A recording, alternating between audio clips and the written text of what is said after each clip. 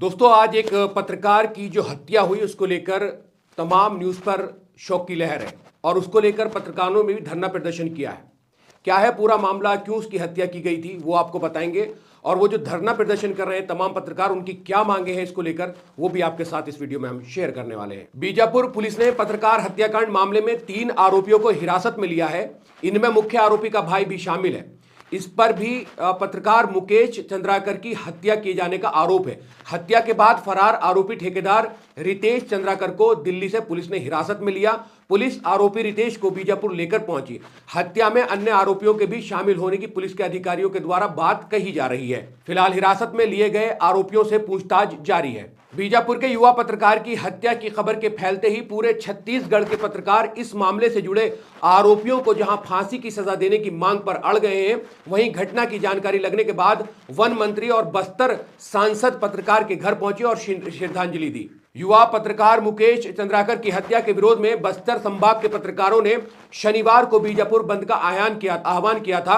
हत्या के विरोध में बीजापुर अस्पताल चौक पर 2 घंटे का सांकेतिक चक्का जाम भी किया। वहीं घटना को लेकर जहां वन मंत्री केदार कश्यप से लेकर बस्तर सांसद महेश कश्यप शनिवार की सुबह पत्रकार मुकेश के घर पहुंचे। इस दौरान मंत्री के सामने पत्रकारों ने मुकेश की हत्या के बाद 7 सूत्रीय मांग भी रखी। साथ ही चेतावनी दी कि अगर इन मांगों पर कार्रवाई नहीं हुई तो 5 जनवरी से हड़ताल शुरू होगी।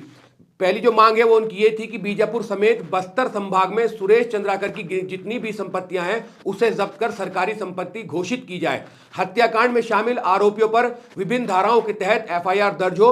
साथ ही फांसी की सजा की मांग भी की गई है। जिसने उस पत्रकार को मारा है उसके लिए फांसी की मांग भी जो है पत्रकारों ने की है। तीसरी मांग यह है कि सुरेश चंद्राकर की सुरक्षा में लगाए जवानों को हटाया जाए।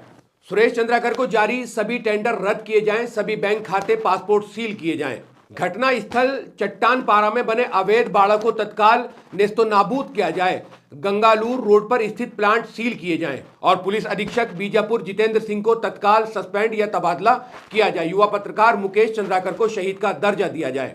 पत्रकारों ने साथ के साथ ये भी चेतावनी दी है कि अगर मांगे पूरी नहीं की गई या उनकी मांगे नहीं मांगनी गई तो 5 जनवरी से बीजापुर में अनिश्चितकाल चक्का जाम किया जाएगा। अभी मुकेश चंद्राकर की जो हत्या हुई है, ये जो युवा पत्रकार था, इसको लेकर पुलिस जो है वो जांच कर रही है कि आखिर इसका मर्डर क्यों किया गया था, क्योंकि जो तीनों आरोपी हैं उनसे पूछताछ जारी है।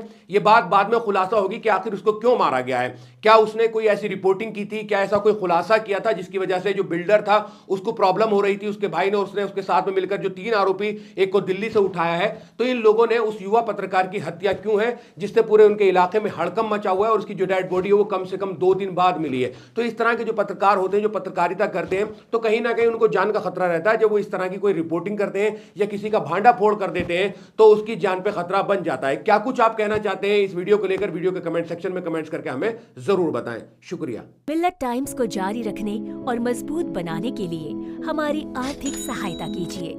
ये एक आजाद मीडिया हाउस और कमजोरों की आवाज है। आप हमें देखें, सुने, पढ़ें और हर महीने ज्यादा नहीं, सिर्फ 100 रुपए से मदद करें।